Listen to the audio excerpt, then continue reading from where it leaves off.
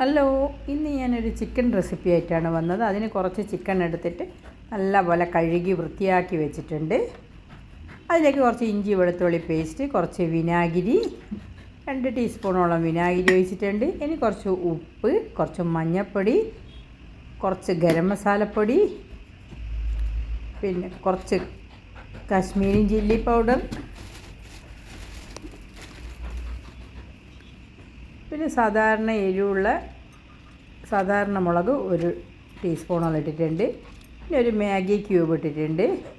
അതും ഇതേപോലെ പൊടിച്ചിട്ട് നല്ലപോലെ കൈകൊണ്ട് മിക്സ് ചെയ്ത് ഒരു 10-20 മിനിറ്റ് വരെ അടച്ചു വെക്കാം. നല്ലപോലെ മിക്സ് ചെയ്യണം. ചിക്കനിലേക്കൊക്കെ മസാലകൾ പിടിക്കുന്ന വിധത്തിൽ നല്ലപോലെ മിക്സ് ചെയ്ത് വെക്കുക. അരമണിക്കൂർ വെച്ചാൽ കുഴപ്പമൊന്നുമില്ല. ഏറി വന്നാൽ ഒരു 20 മിനിറ്റെങ്കിലും വെക്കണം. ഇപ്പോൾ 20 മിനിറ്റ് ആയിട്ടുണ്ട്. അതിലേക്ക് ഒരു കോഴിമുട്ട ഉടച്ച് ഒഴിക്കുന്നുണ്ട്. ഇനി 2 ടീസ്പൂണോളം കോൺഫ്ലവർ ഇടുന്നുണ്ട്.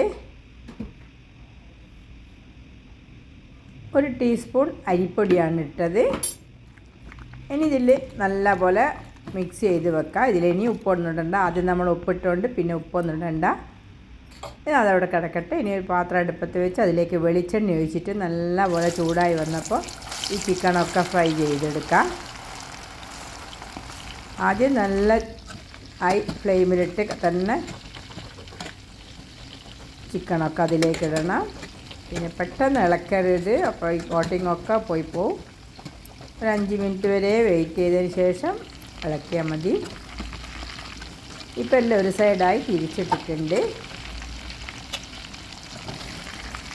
ഇതിപ്പം ആയിട്ടുണ്ട്. ഇത് വെണ്ണയിൽ നിന്ന് കോരുന്നതാണ്. ഇനി അടുത്ത ബാച്ച് കൂടി ഇതേപോലെ ഇടാം.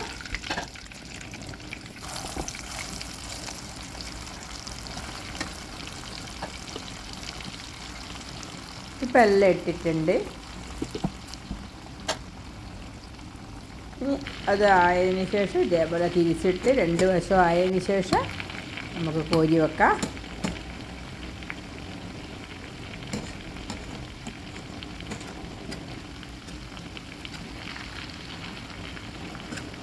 ഇപ്പോൾ എല്ലാം നല്ലപോലെ ആയിട്ടുണ്ട്. അതും കോരി വെക്കുന്നതാണ്.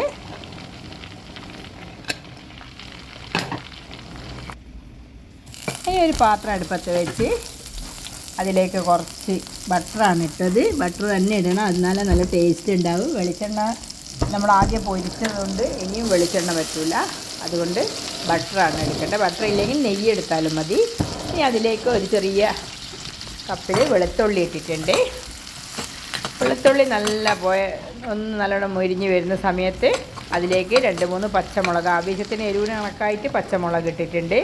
പിന്നെ കറിവേപ്പില ഇട്ട് ഒന്ന് നല്ലപോലെ വഴറ്റിയതിന് ശേഷം തീ വളരെ കുറച്ച് വെച്ചിട്ട് ചെറുതാക്കി വെച്ചിട്ട് വേണം ഉള്ളികളൊക്കെ ഇട്ട്. ഇനി ഇതിലേക്ക് സോസാണ് ഒഴിക്കുന്നത്. അതിന് ടൊമാറ്റോ സോസ് 2 ടേബിൾ സ്പൂൺ ഒഴിക്കുന്നുണ്ട്.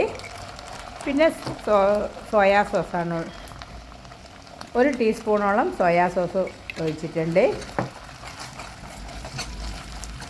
നല്ലപോലെ മിക്സ് ചെയ്തതിന് ശേഷം നമുക്ക് ചിക്കൻ ഇതിലേക്ക് ഇടണം. വളരെ ചെറിയ തീയിൽ ഈ സമയത്ത് വെക്കണം. ഇനി ഈ ചിക്കൻ അതിലേക്കിട്ട് നല്ലപോലെ മിക്സ് ചെയ്ത് വെക്കാം. നല്ല ടേസ്റ്റുള്ള ചിക്കനാണ്. എല്ലാവരും ഒന്ന് ഇത് ഉണ്ടാക്കി നോക്കണം. ഇഷ്ടമായ ഒന്ന് ലൈക്ക് ചെയ്യാനും ഷെയർ ചെയ്യാനും സബ്സ്ക്രൈബ് ചെയ്യാനും മറന്നു പോകല്ലേ. ഇനി ഇത് അടച്ച് വെച്ച് കുറച്ച് സമയം 5-10 മിനിറ്റ് അടച്ച് വെച്ച് വേവിക്കുക. അതിനുശേഷം ഇതിലേക്ക് കുറച്ച് ചില്ലി ഫ്ലെക്സ് ഇടുന്നുണ്ട്. കുറച്ച് കുരുമുളക് പൊടിയും ഇടണം, കുറച്ച് ചില്ലി ഫ്ലെക്സ് ഇടുന്നുണ്ട്. അതിന് ശേഷം കുറച്ച് മല്ലിയിലയിട്ട് നമുക്ക് തീ ഓഫ് ചെയ്യാം.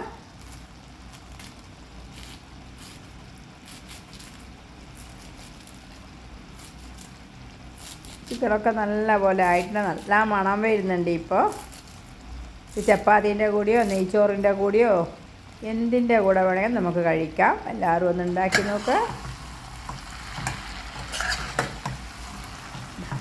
നല്ല ഗ്രേവി വേണ്ടാക്ക് കുറച്ച് വെള്ളം ഒഴിക്കാം. ഞാൻ വെള്ളമൊന്നും ഒഴിച്ചിട്ടില്ല. ചപ്പാത്തീൻ്റെ കൂടെ ആകുമ്പം വെള്ളത്തിൻ്റെ ആവശ്യമില്ലല്ലോ.